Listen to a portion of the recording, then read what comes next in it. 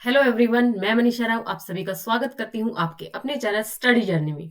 Friends, आज के time पे आप लोगों का एक जो डाउट आ रखा है वो यही आता है। आप लोग यूट्यूब पर भी यही पूछते हो, आप लोग पर्सनली मैसेज करके फोन करके भी आप लोग यही पूछते हो कि जो नर्सरी टीचर है, एनटीटी है, उसकी प्रिपरेशन कैसे करें।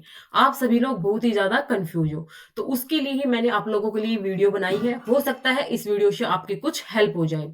तो देखिए फ्रेंड्स, जो आपका नर्सरी टीचर है वो पहले जो एनटीटी के जो प्रोग्राम होते थे, अब ये जान लीजिए भाई कौन एलिजिबल है कौन नहीं है।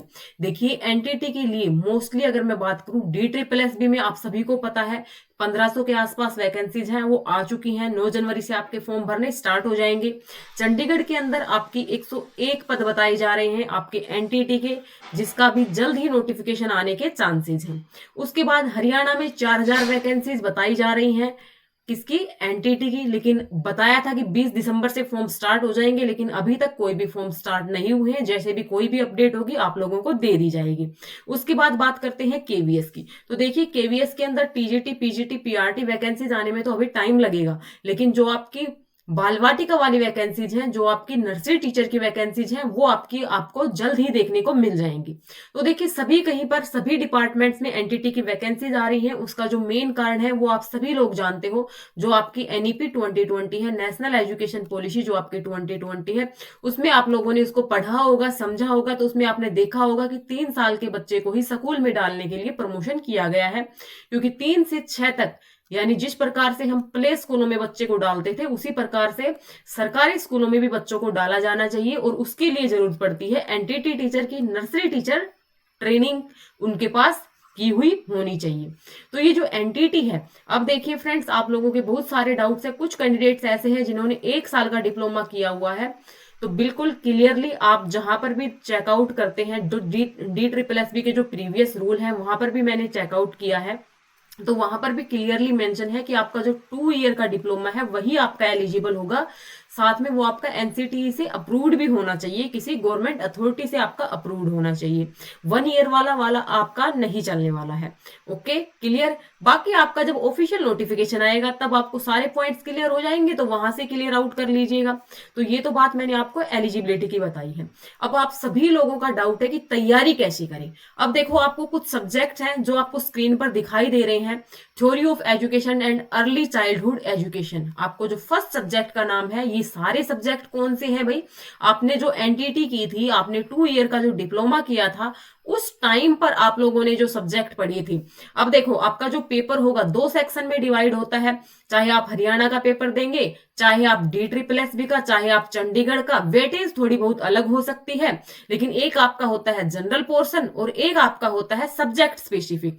तो जनरल पोर्शन की मैं बात करूं तो क्या कुछ आता है क्या नहीं आता है, वो मैं आपको प्रीवियस वीडियोज में बता चुकी हूं। तो आप लोग जाकर के उस वीडियो को देख लीजिएगा। उसका जो आपको लिंक है वो मैं इसके डिस्क्रिप्शन बॉक्स में प्रोवाइड कर दूंगी, साथ में आई बटन में भी शेयर कर दूंगी। Okay, clear.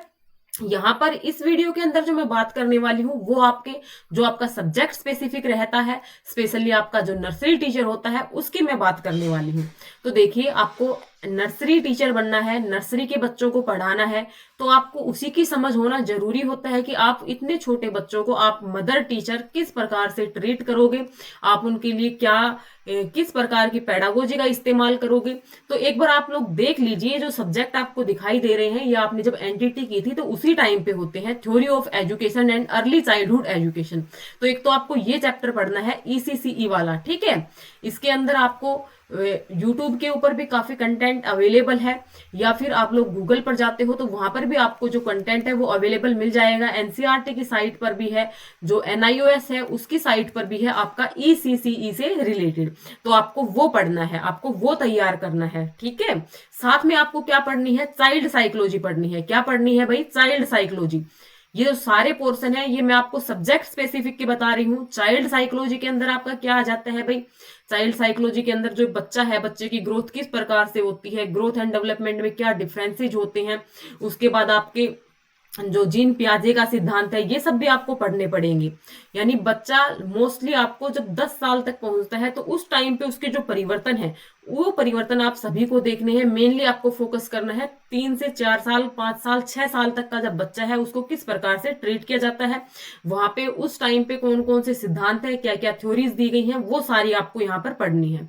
उसके बाद बात करते हैं important teaching method and evaluation. अब आप लोग सोच रहे होंगे भाई जो टीचिंग मेथड है वो तो टीजीटी, पीजीटी, पीआरटी के लिए होते हैं, आप लोगों को नहीं पढ़ने हैं। लेकिन मैं तो यही बोलूंगी जब आपसे एनटीटी करवाई गई थी तो तब आपको पढ़ाया गया था टीचिंग मेथड, तो थोड़ा सा ओवरव्यू आपको यहाँ पर भी लेना है टीचिंग मेथड का। खास करके जो आपकी छात्र केंद्रित विधियां होती हैं, जो चाइल्ड सेंटर्ड जो आपके मेथड्स होते हैं, लाइक आपकी किंडरगार्टन विधि होती है, फ्रोबेल जो आपकी खेल विधि होती है, ठीक है, आपकी मोंटेसरी विधि होती है, तो ये इन विधियों का भी आप लोगों को पता होना जरूरी है। उसके बाद इवेल्युएशन आपको पढ़ना है। नेक्स्ट है भाई आपका स्कूल ऑर्गेनाइजेशन एंड मैनेजमेंट, ये भी आपका एक सब्जेक्ट था। तो देखिए स्कूल किस प्रकार से ऑर्गेनाइज करता है, जो एसएमसी कमेटी बनती है वो किस प्रकार से, उनमें कितने कितने मेंबर्स होते हैं, इस चीज की भी नॉलेज आप लोगों को रखनी चाहिए। उसके बाद हमारा आ जाता है भाई हेल्थ एजुकेशन एंड नोरिशमेंट। जो आपका हेल्थ एजुकेशन एंड नोरिशमेंट है, यानी उसके अंदर आप लोगों को क्या पढ़ना है कि जब आप बच्चे को पढ़ा रहे हो तो उस टाइम पे आप बच्चे को उसके जो बच्चे का जो नोरिशमेंट है, बच्चे का जो पोषण है, उसका भी आप लोगों को ध्यान रखना है। आप सभी लोगों को पता है कि भाई जो मिड डे मील स्कीम है वो स्कूलों में चलाई गई है। साथ में बच्चे को किस मतलब कौन सी विटामिन दें जिससे बच्चा हेल्दी रह पाए। आंखों की रोशनी के लिए विटामिन ए ले, ठीक है। बेरी बेरी जो रोग है वो विटामिन बी की कमी से होता है। तो विटामिन के आधार पर जो भी स्टडी है, यानी हेल्थ के बारे में जो भी एजुकेशन है, आपको वो सारे टॉपिक्स यहाँ पे अंदर पढ़ने हैं। नोरिशमेंट, बच्चे का अच्छे से जो पालन पोषण होगा वो किस प्रकार से होगा, बच्चे को किस प्रकार की डाइट मिलनी चाहिए, किस टाइम पे क्या भोजन देना चाहिए, क्या उसके लिए अच्छा है क्या नहीं है, ये सारी चीजें आपको पता होनी चाहिए, ठीक है। उसके बाद है भाई आपका ये तो सेशनल वर्क प्रैक्टिकल, ये जो आपने जहां से डिप्लोमा किया था उसी एक कैंडिडेट की है ये सर्टिफिकेट मेरे पास। स्किल इन टीचिंग टोटल, तो ये जो स्किल्स होती हैं, असेसमेंट, ये आपके लिए जरूरी नहीं है।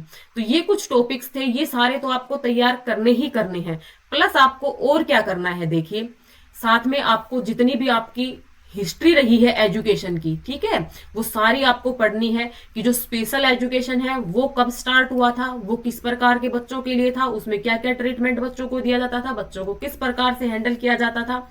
उसके बाद हमारा इंटीग्रेटेड एजुकेशन आया, तो इंटीग्रेटेड एजुकेशन में क्या होता है क्या नहीं होता है। साथ में आपका जो इंक्लूसिव एजुकेशन है वो क्या बोलता है क्या नहीं बोलता है, ये सारी चीजें आपको पढ़नी है। उसके बाद आप लोगों को जितनी भी आपकी एजुकेशन पॉलिसी आई है, एनपीई 1986, ठीक है, उसके बाद 1992 में उसके अंदर संशोधन हुआ था, ये सारी चीजें पढ़नी है। जो मिड डे मील स्कीम्स है वो कब शुरू की गई, ये भी आपको पढ़नी है। कस्तूरबा गांधी जो विद्यालय होते हैं वो क्या होते हैं, एकलव्य मॉडल जो आदर्श विद्यालय होते हैं वो क्या होते हैं, किस प्रकार से काम करते हैं, ये सारी चीजें आपको पढ़नी है। यानी एक प्रकार से देखा जाए तो आपको 100 मार्क्स के लिए काफी कुछ पढ़ना है। ये 100 मार्क्स का फ्रेंड्स आप लोगों के किस में आ रहा है, DSSS के अंतर्गत आ रहा है। हो सकता है कि आप जो हरियाणा की वैकेंसीज दें उसके अंदर टोटल ही आपका 100 मार्क्स का पूछा जाए, तो उसमें से 50% आपका जनरल सेक्शन आ जाएगा और 50% आप लोगों का जो सब्जेक्ट स्पेसिफिक है वो ये आने वाला है। या इसी प्रकार से चंडीगढ़ में देखने को मिलेगा आपको। तो यानी आपकी जो 50% वेटेज रहती है या 50% से भी ज्यादा, वो किसकी रहती है, सब्जेक्ट स्पेसिफिक की। अगर आप जनरल पोर्शन में अच्छा कर लेते हो और आप इस सेक्शन के अंदर मार खा जाते हो और आप इस सेक्शन में 40% नहीं लेके आते हो, तो आपका जो आगे का पेपर है वही चेक नहीं होता है। इस चीज का भी आपको ध्यान रखना है। देखिए फ्रेंड्स, ये तो मैंने आप लोगों को सिलेबस बताया है एक शॉर्ट तरीके से कि आपको क्या क्या पढ़ना है क्या क्या नहीं पढ़ना है। साथ में देखिए आप लोगों को जो किशोरावस्था है वो यहाँ पे थोड़ा सा स्किप करना है, क्योंकि किशोरावस्था जो है वो पीजीटी वालों को ज्यादा पढ़ना होता है। जो आपके एनटीटी वाले हैं उनको किशोरावस्था के बारे में बस थोड़ा सा ओवरव्यू लेना है, ज्यादा कुछ इसके बारे में नहीं देखना है। तो ये सारी इंफॉर्मेशन थी, उम्मीद करती हूँ आपको पसंद आई होगी। पसंद आई हो तो वीडियो को लाइक कीजिए। और हाँ, आप सभी लोगों से एक रिक्वेस्ट रहेगी कि अगर आप सभी लोग चाहते हैं कि ये सारी फ्री क्लासेस मैं अपने चैनल के ऊपर स्टार्ट करूं तो आप सभी लोग मुझे कमेंट करके बता सकते हो। आपके कमेंट्स का बिल्कुल ध्यान रखा जाएगा और आपके कमेंट्स मेरे लिए बहुत ज्यादा यूजफुल है। आपको जो भी क्लासेस मिलेंगी फ्री मिलेगी, ऑथेंटिक मिलेगी। आपकी जो भी ऑफिशियल साइट्स हैं वहां से आपका डाटा निकाला जाएगा और आपको बिल्कुल प्रॉपर तरीके से पूरा कंप्लीट सिलेबस करवाने की मेरी कोशिश रहेगी। तो अगर आप ऐसा चाहते हैं तो आप कमेंट करके जरूर बताइएगा। चलिए इस वीडियो में इतना ही। बाकी आप लोगों का रिस्पॉन्स क्या रहता है उसी आधार पर हमारी आगे की क्लासेस रहेंगी। Thanks for watching me, thanks for watching this video.